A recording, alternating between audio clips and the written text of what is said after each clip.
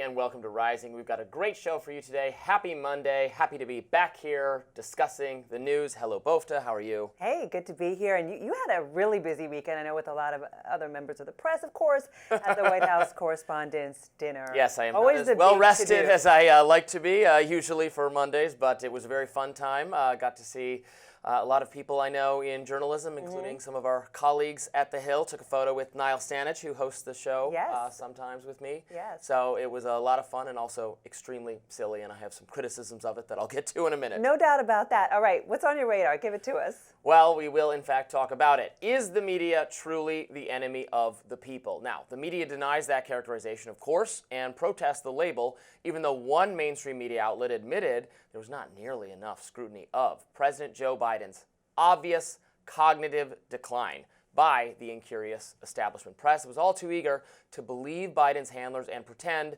that the leader of the free world was capable of serving for another 4 years. This all unfolded at the Washington Correspondents' Dinner on Saturday, the White House Correspondents' Dinner on Saturday, which I was honored to attend for the first time in my life. You are all probably familiar with this event, and like me, roll your eyes at the idea of powerful people in D.C. journalism sipping cocktails alongside the people who are supposed to be covering them independently and also critically. It's a very good idea to be skeptical, even oppositional to this yearly ritual, though of course it does remain the case that many people in professional political circles are able to be perfectly cordial, even friendly to each other, while still doing their jobs and investigating, even attacking each other as their jobs require. Such is the reality of politics and media and the blending and intermingling of the two. Even so, there's an annoying self-congratulatory note coming from the press whenever they toast themselves for supposedly speaking truth to power. Here was White House Correspondents Association President Eugene Daniels of MSNBC telling President Trump that the media is not the enemy of the people. We care deeply about accuracy and take seriously the heavy responsibility of being stewards of the public's trust. What we are not is the opposition. What we are not is the enemy of the people, and what we are not is the enemy of the state. Of course, he was saying that to a room full of thousands of people who agree with him. President Donald Trump elected not to attend the dinner. But really, the big moment that I think is worth highlighting were these remarks by Alex Thompson of Axios.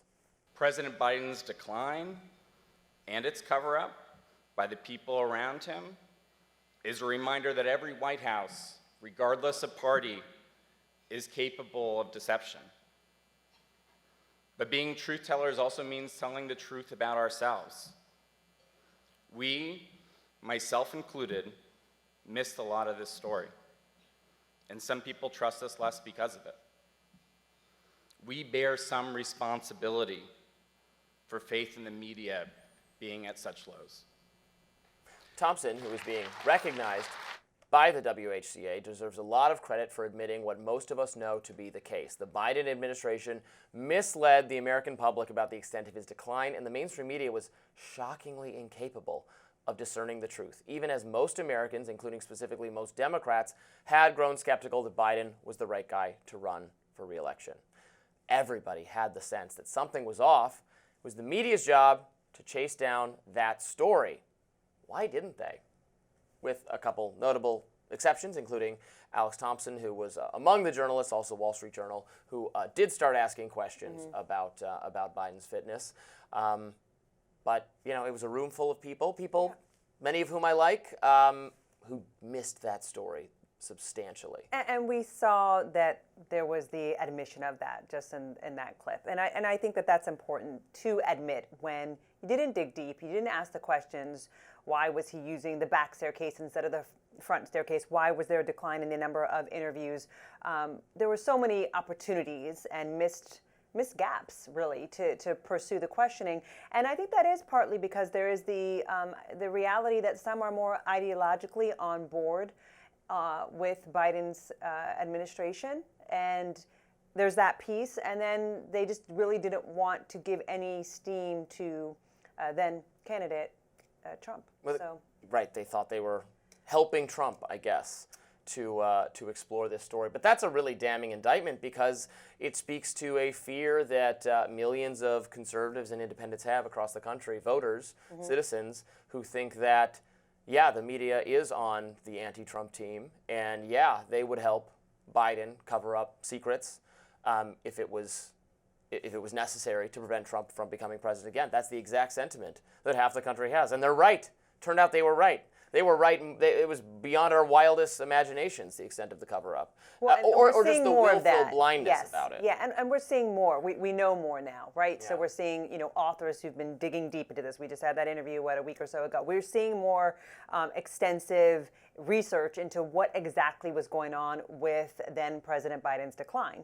And so, but I think what we can appreciate about what we just heard, the different sound bites coming out of that dinner, was that we want to build trust. And to build trust, you have to admit wrongdoing sometimes. And you have to admit when things didn't go right. And so to the credit of those who were taking the stage at an enormous event, this is like the Hollywood of D.C., right? I think that says a lot. It's a lot of courage to admit wrongdoing. And I think that's going to help hopefully bring back more trust into the press. We shall see. I hope so, too. My problem with the dinner, and again, in disclosure, right, I attended give us the it for behind the first the scenes. time, Yeah, give us some It's a little scoop. self-congratulatory. It's a little gross. It's a little, aren't we important? Aren't we special? The Trump is calling us the enemies of the people, but we're good people. We're doing good work. And this is a room full of all sorts of different journalists, some of whom I admire, some of whom I think are absolute hacks. So how can I characterize them, with one? There's no way to describe them all the same. I think sometimes people deserve, and maybe enemy of the people is going a little bit far. Yes, but, it is, yeah. Yeah, but not serving the public interest is a charge. Well, I would look, make. I But think of course, there's- Trump wasn't there at all. So, and so then it was wasn't there. extra self-congratulatory. He wasn't there. There was no.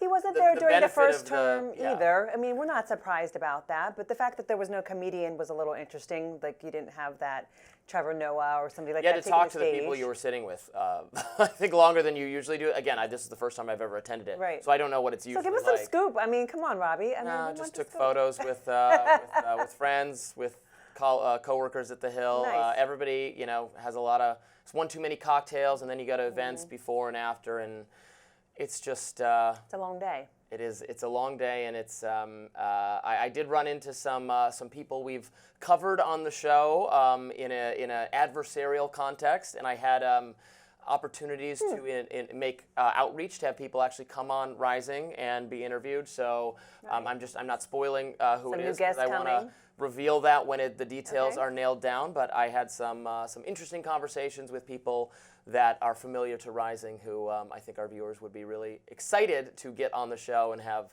some arguments with. So basically, you I were was working. I was working. I'm Yeah. always working, guys. He was working. I could have a cocktail or a glass of wine in my hand. I'm still working. All right, next time we need to see photos. We need to see the photos. I saw everybody decked out, Yeah. so that would be. Well, people can follow me on Twitter, Instagram. Okay, I posted. we can check it some out. photos, Yeah. When you dapper it up and everything. Okay, I will admit this. I've never had to dress this fancy before in my life. Like, I have a tuxedo jacket. I didn't have the tuxedo shirt thing. And I've always just worn a clip-on bow tie to fancy events. Okay. 'Cause I don't know how to tie a bow tie. Okay. But my friends told me you had to get a real bow tie. So I got a real bow tie, and I spent hours, Bofta, trying to tie it. And I eventually sorry. gave up, and I said, I'm going to miss the whole freaking dinner if I have to do Yeah. this thing. So I didn't tie my own bow tie. Sorry. That's my You needed an admission for the day. assistant or something, or a sibling to come. I in needed and a save how-to. you. Well, I had a how-to guide. I was watching it online. I still couldn't do it. I blame my left-handedness, but that's not fair. Yeah. Well, look, next time now you know, right? I still don't know. No, now you know not to do it. Now, next time I know to spend, just do your even thing. hours Do your in own there. thing. All right, y'all don't care about that. We're going to get to the real news of the day. Lots to talk about on immigration. President Trump cracking down full force, including the arrest of a Wisconsin judge. Stay tuned. More Rising right after this.